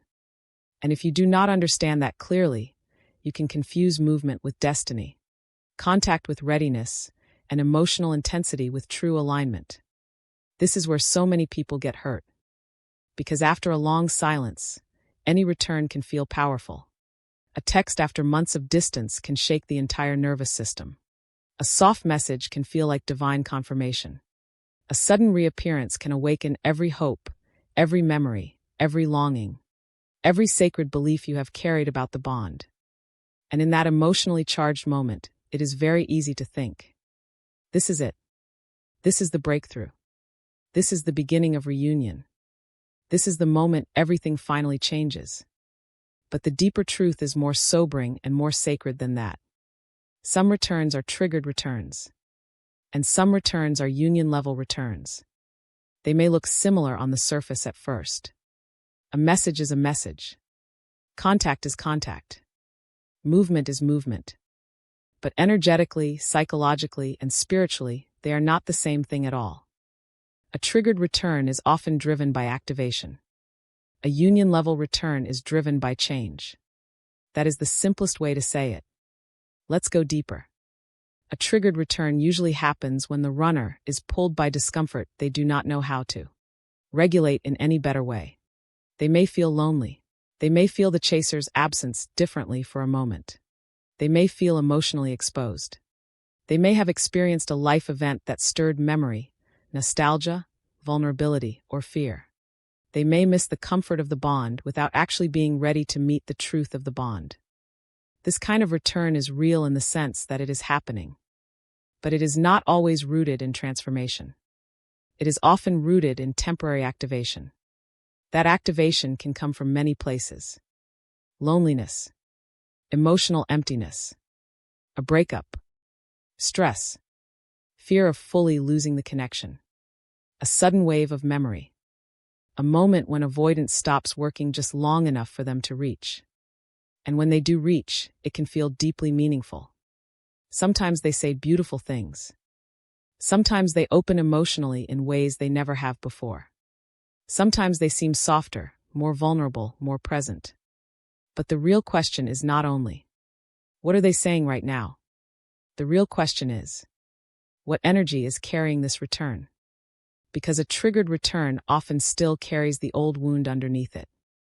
There is still instability, still confusion, still fear, still emotional inconsistency, still a subtle sense that the runner is reaching because they are activated, not because they have actually become able to stay present in a new way. This is why triggered returns often create emotional whiplash. At first, they feel intense. Hope rushes in. The heart opens quickly. The chaser starts imagining the future again. The old longing lights up. The nervous system interprets the movement as proof that everything is finally changing. And then slowly or suddenly, the old pattern comes back. Distance. Mixed signals. Delay. Withdrawal. Emotional ambiguity. A sense that something is off, even if the contact itself seemed meaningful. Why does this happen? Because the return was not grounded in a changed field. It was grounded in a triggered state. And triggered states can create movement. But they do not always create stability. That is the painful lesson. Not every opening means the foundation beneath it has changed. Now compare that to a union-level return. A union-level return does not necessarily arrive with more drama. In fact, very often, it arrives with less. Less emotional theater. Less confusion. Less impulsive intensity. Less of that intoxicating feeling that something huge is happening, followed by a crash. Instead, it often feels quieter, cleaner, more grounded, more real. That can actually confuse the chaser at first, because a union-level return may not flatter fantasy. It may not look like the grand cinematic comeback the wounded heart imagined. It may come through a simple message, a direct conversation, a softer tone, a check-in that feels almost ordinary on the surface. But underneath, the energy is different. This time, the runner is not only reaching because they are triggered. They are reaching because something in the field has shifted enough that they can now approach what they once could only avoid. That is a profound difference. A triggered return says, I feel something right now and I need relief. A union-level return says, something in me can no longer relate to this connection in the same old way. That is deeper than emotion. It is structure. The structure of avoidance has weakened. The structure of distance has changed. The structure of the runner-chaser dynamic is no longer carrying the whole interaction. And because of that, the return has a new quality. There is often more honesty. Not necessarily perfect honesty. Not necessarily total clarity all at once. But more honesty. Less game playing. Less emotional manipulation. Less unconscious pulling away and pushing in.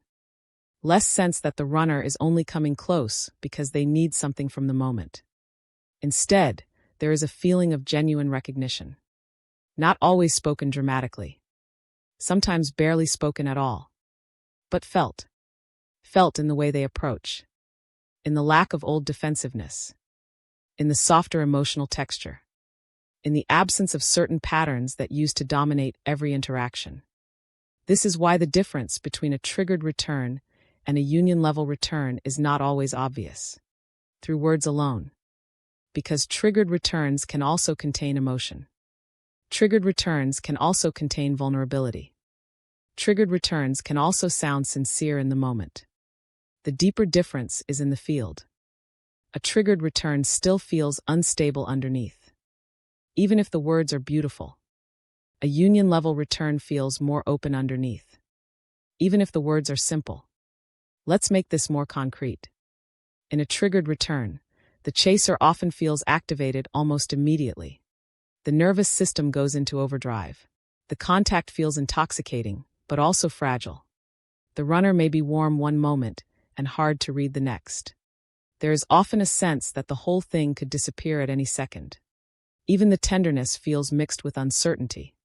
almost as if the old pattern is still hiding just behind the door. And usually it is. In a union-level return, the chaser may still feel emotional, of course. The bond is sacred. The moment still matters. But there is often more steadiness, more room to breathe, more sense that the interaction is not built entirely on reaction. The runner may not say everything perfectly, but their energy does not feel as fragmented. The contact feels less like a spike and more like an opening. That distinction matters enormously. Because one is a wave. The other is a shift. A wave rises and falls. A shift changes the direction of the current. This is why discernment is so essential on this path. The chaser must learn to ask, does this return feel like old intensity reactivated? Or does it feel like the old intensity is no longer running everything? That question can save years of confusion. Because the old pattern is seductive. When the runner returns in any form, the chaser naturally wants to believe the suffering is over. Wants to pour meaning into every word, every gesture, every small sign of softness. Wants to finally relax into the idea that union is here. But sacred discernment asks for something deeper. Not cynicism. Not distrust. But honesty. Can this contact breathe? Does it feel cleaner? Does it feel less like emotional emergency? Is there more openness and less game? More consistency and less reactivity? More truth and less symbolic performance? Those are the real signs. Because a union-level return is not just the runner coming back because they feel lonely, guilty, nostalgic, or emotionally stirred. It is the runner coming back through a changed energetic structure. And when the structure changes, several things are often true at once. The chaser is no longer feeding the old panic as strongly. The runner is no longer able to hide as comfortably in avoidance. The field between both souls is no longer built entirely on pressure and retreat. The bond begins feeling safer to approach. That last point is everything. The runner's return before union feels different because the connection is no longer being approached through the same wound. That is the line that matters most. The same wound created the old dance. The same wound created the emotional overload. The same wound created the push-pull, the hot-cold, the dramatic longing and retreat. But when that wound loses its authority, even partially, the return becomes qualitatively different. Not perfect. Different. And difference is enough to begin union-level movement. This is why many people are disappointed when they imagine a union-level return will automatically be huge, ecstatic, and emotionally explosive. Very often, the return that actually matters most is calmer than expected. Why? Because chaos is no longer needed to carry the connection. A triggered return often needs chaos. A union-level return does not. A triggered return often depends on activation. A union-level return depends on availability. A triggered return is driven by emotional reaction. A union-level return is shaped by energetic readiness. That readiness can still be tender, still human, still incomplete. But it has something the old returns did not have. Room. Room for truth. Room for honesty. Room for contact that is not instantly swallowed by the same old loop. That is sacred. And that is why the chaser has to become wise enough not to worship every return equally. Not every return is a false one. Not every return is a true one either.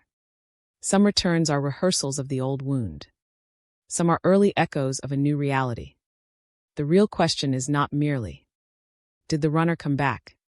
It is, who are they being when they come back? Who are you being when they come back? And what field is now holding the return?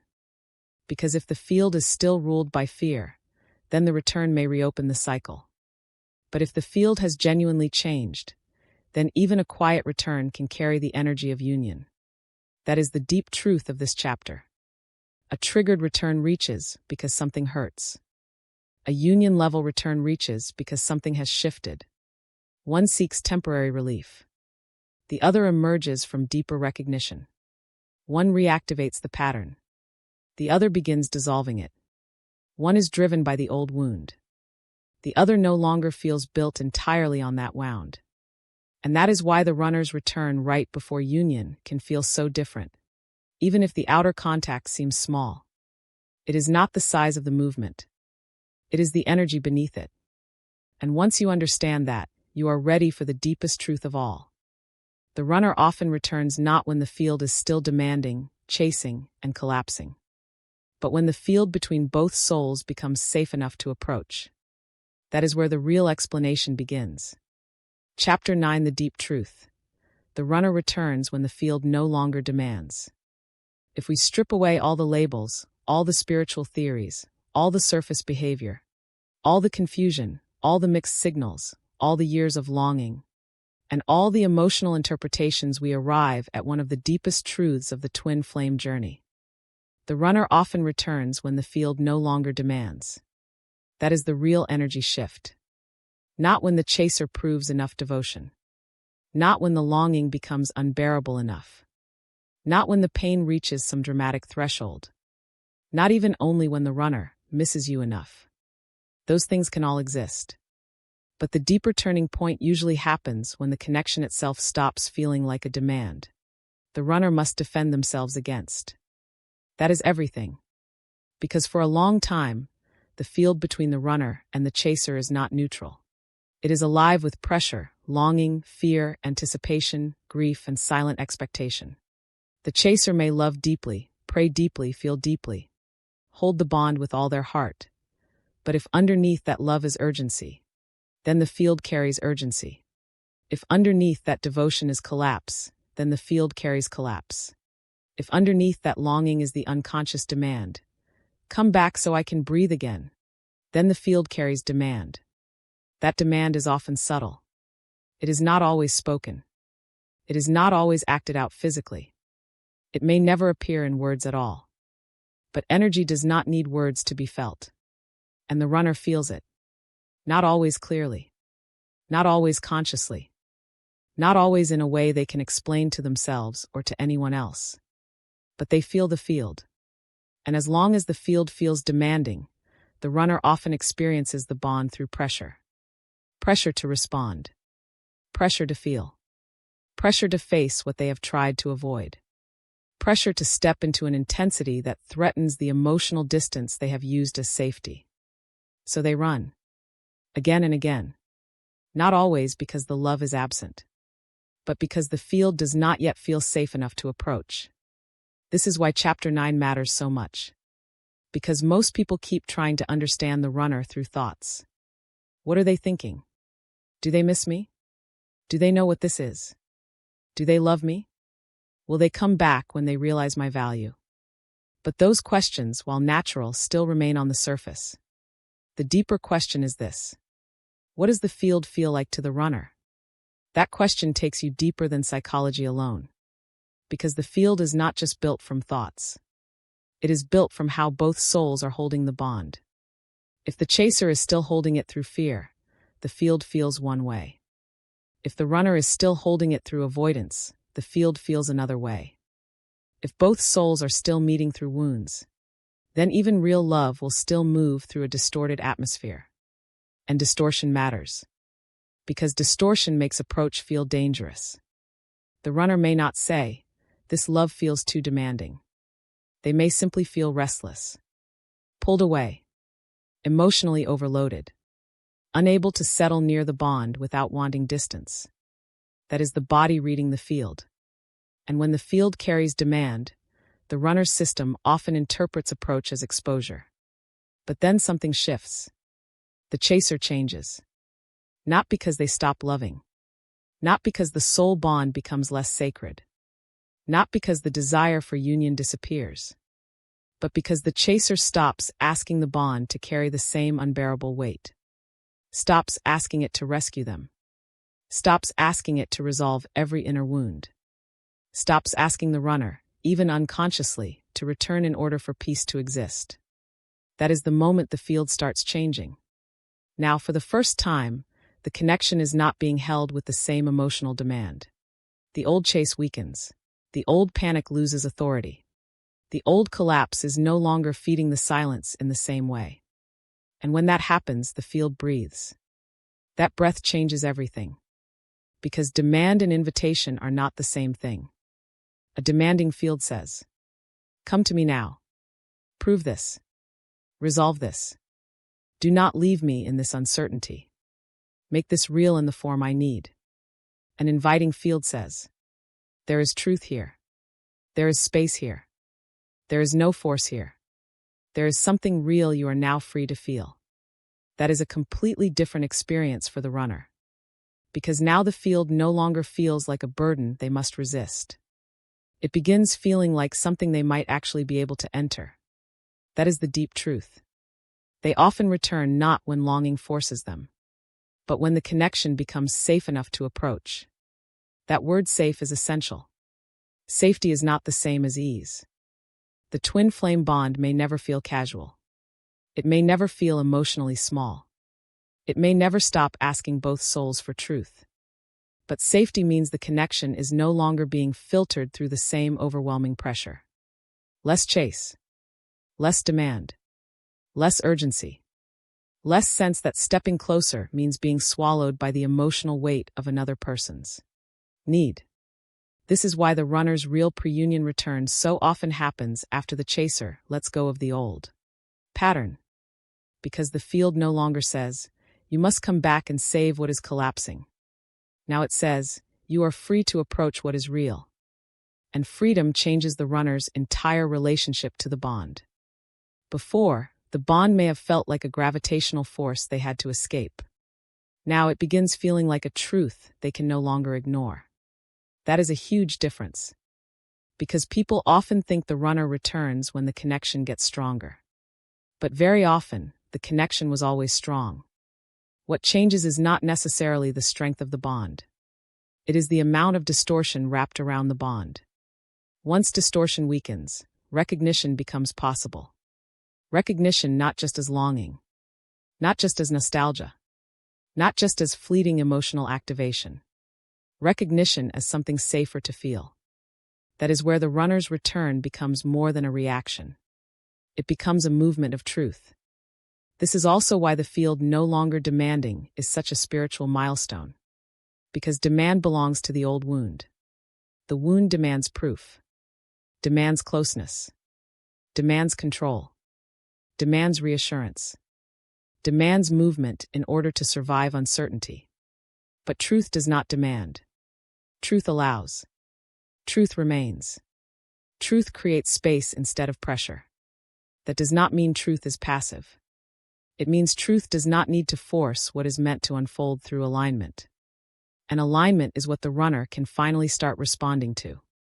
The runner often does not return because they were cornered by longing. They return because the field has stopped cornering them at all. That is the paradox. The more spacious the field becomes, the more the runner is left with their actual feeling. Not the pressure, not the reaction to being chased. Not the need to defend themselves against emotional overload, just the feeling. And pure feeling is much harder to run from than overcharged intensity. Because overcharged intensity gives them an excuse. It's too much. I need space. I'm overwhelmed. This is complicated. But a quieter, cleaner field removes some of those defenses. Now what remains is simpler. Not easier. Simpler. The bond is still there. The person is still there. The truth is still there. Only now it is not drowning in the same emotional pressure. So the runner begins approaching. Maybe carefully. Maybe quietly. Maybe with tentative steps. But approach becomes possible where it once only felt threatening. That is the hidden threshold before union. Not that the runner becomes suddenly perfect. Not that every fear disappears. Not that the whole story resolves overnight. But that the field itself becomes hospitable to movement. Hospitable is another important word here. Before, the field may have been spiritually real but emotionally inhospitable. Too charged, too demanding, too saturated with unresolved polarity. A place the runner could feel, but not inhabit. Now the field becomes more inhabitable. There is more room. More air. More honesty. Less performance. Less collapse. And that is why the return often feels different. Less chaotic, less reactive, less like a moment driven by emotional emergency. More open, more sincere, more capable of becoming something real. Because the field is no longer making the runner feel as if approach requires immediate self-defense. That is the deepest explanation of all. The runner's return right before union is not only about emotion. It is about environment. The energetic environment between both souls becomes different enough that what once felt unsafe now begins feeling possible. That possibility is sacred. And it is built not through louder chasing, but through quieter truth. That is why the most important shift often happens before the outer return. The chaser stops demanding through the field. The old pressure weakens. The silence becomes cleaner. The bond becomes less distorted. And because of that, the runner can finally feel the connection without needing to defend against it in the same way. So if you are asking why the runner has not returned yet, do not only ask whether they miss you, whether they care, whether they realize your value, or whether they are thinking of you. Ask something deeper. What does the field still feel like? Is it still full of demand? Still full of panic? Still full of symbolic weight that says reunion must happen in order for peace to exist? Or is it becoming softer, cleaner, less desperate, more spacious? Because the runner often returns when the field no longer demands. When love is no longer reaching through pressure. When silence is no longer carrying the old chase. When the bond becomes a place of truth instead of emotional force. That is when they stop feeling cornered by the connection and begin feeling called by it. And once that happens, something beautiful becomes possible. Not just a return, not just another cycle, but the beginning of union energy itself. Chapter 10: The Final Truth. The return begins when the old energy dies. So now we arrive at the deepest truth of all. Not the truth the ego wants. Not a shortcut. Not a formula. Not a guarantee that if you stop chasing today, the runner will message tomorrow. Not a simplistic promise that every silence means reunion is just around the corner. But a deeper truth. A truth about energy. About patterns. About what truly changes right before union becomes possible. If you have walked this journey with an open heart, then you already know this path was never just about getting someone back. It was never only about contact. Never only about messages. Never only about whether the runner misses you, thinks of you, or remembers the bond in the quiet moments of their life. It was also about what the connection had to become before return could mean something different. That is the whole mystery. Because the runner can come back many times. Out of loneliness. Out of fear. Out of confusion. Out of temporary emotional activation. Out of the collapse of avoidance for a moment. But the return that happens right before union carries a different energy. It does not come through the same old wound. It comes through the ending of it. That is the final truth. The return begins when the old energy dies. When the chase no longer owns the field. When the pressure weakens. When the emotional demand softens. When the connection is no longer being held through panic, collapse, or the need for the other person to save what feels broken inside. That is what changes the whole atmosphere. And once the atmosphere changes, the runner changes too. Not because they become a different soul overnight, but because they are no longer relating to the bond inside the same energetic weather. That matters more than most people understand. Because for so long, maybe you believed the answer was more. More longing. More signs. More effort. More holding. More waiting. More pain to prove how sacred this is. But what if the sacred does not come closer through more force? What if it comes closer through the death of what made the bond feel unsafe to approach? That is the paradox. The runner often returns not when the emotional noise gets louder, but when the old noise finally begins to disappear. And that can feel deeply confusing in real time. Because the stage before union does not always feel like triumph. Sometimes it feels like quiet, like detachment, like surrender.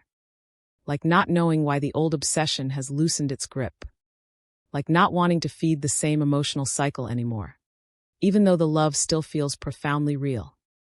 And if you do not understand this stage, you may panic. You may think, nothing is happening. The bond is fading. I am losing them. I am losing the connection.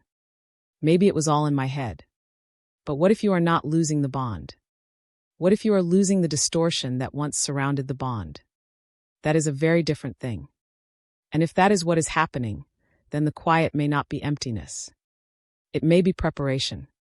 Preparation for a field where the runner no longer feels chased by your fear, no longer feels cornered by the emotional atmosphere, no longer experiences the connection as something they must escape in order to stay regulated. That is when return becomes possible in a new way. Not because love suddenly appears, because the love is no longer buried under the same old pressure. That is what makes the pre-union return so sacred. Not the size of the contact, not the drama of the moment, not the fantasy finally becoming visible in the exact way the wounded heart once imagined, but the fact that the movement now comes through a cleaner truth. A truth with more space, more honesty, more energetic safety, more possibility that this will not become the exact same cycle again. That is enormous. And if you are in a stage where the field feels quieter, where the old chase feels weaker, where your need to force movement has softened, where something in you has finally grown tired of loving through panic, do not underestimate what that means. You may be much closer to a real shift than your fear is willing to believe. Because the soul does not measure progress through spectacle. The soul measures progress through what no longer controls the field. The old fear no longer controls it. The old collapse no longer controls it. The old demand no longer controls it. The old runner-chaser polarity no longer dominates every movement. That is the beginning of union energy. And union energy is not loud in the way fantasy expects. It is quieter, cleaner, more breathable, less dramatic, less intoxicating, but far more real. That is why so many people miss it. They are waiting for fireworks. But sacred truth often arrives as calm. A small message that feels different. A softness that was not there before. A simple contact that does not carry the same emotional violence. A shift in tone, timing, openness, or presence that reveals the field is no longer what it was. Do not overlook those things. Do not call them too small, just because the ego expected a grand emotional movie scene. Some of the holiest returns begin as whispers. Because what makes them holy is not volume.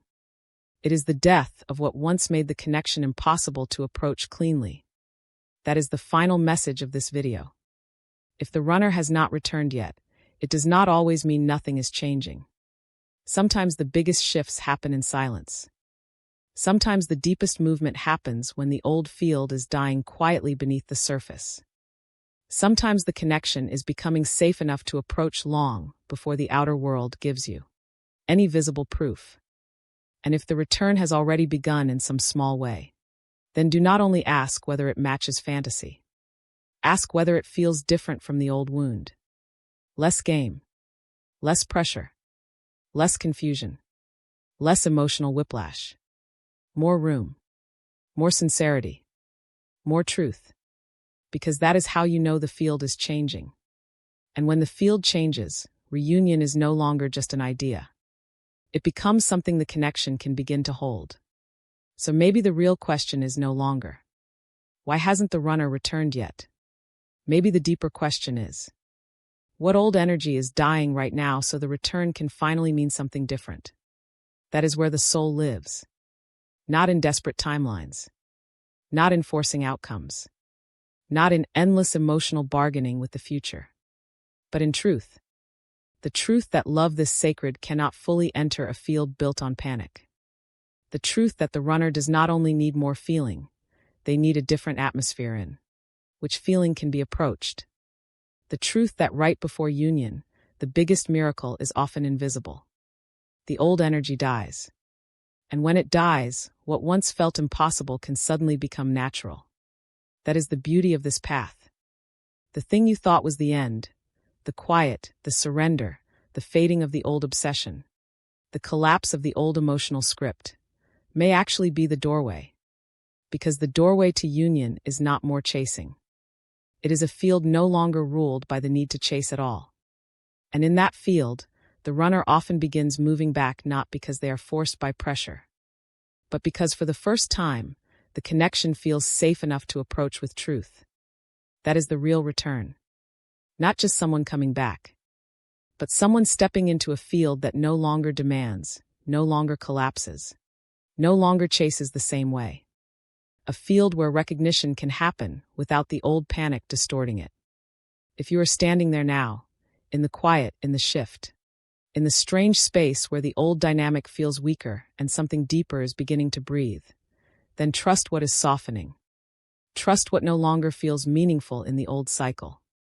Trust the peace that feels unfamiliar. Trust the silence that no longer carries the same desperation. Trust the possibility that what is ending is not the bond, but the energy that made real return. Impossible. Because sometimes the runner returns right before union, not when love gets louder, but when the old wound finally stops speaking for it. If this message found you at the exact right time, write in the comments. The field is changing. And if you are walking the twin flame journey through separation, surrender, runner-chaser healing, and deep soul transformation, subscribe to the channel, because here, we go beyond surface signs and into the real energetic, emotional, and spiritual truth behind union. And if this video spoke to you, share it with someone who feels abandoned by the silence, when in truth, the old energy may already be dying, and the return may be closer than it seems. Thank you for spending this moment with me. If this message resonated with your soul, remember to subscribe and continue this journey with us here on Twin Flame Journey. And always remember, what is meant for your soul will always find its way back to you. Until next time, beautiful soul, trust the journey.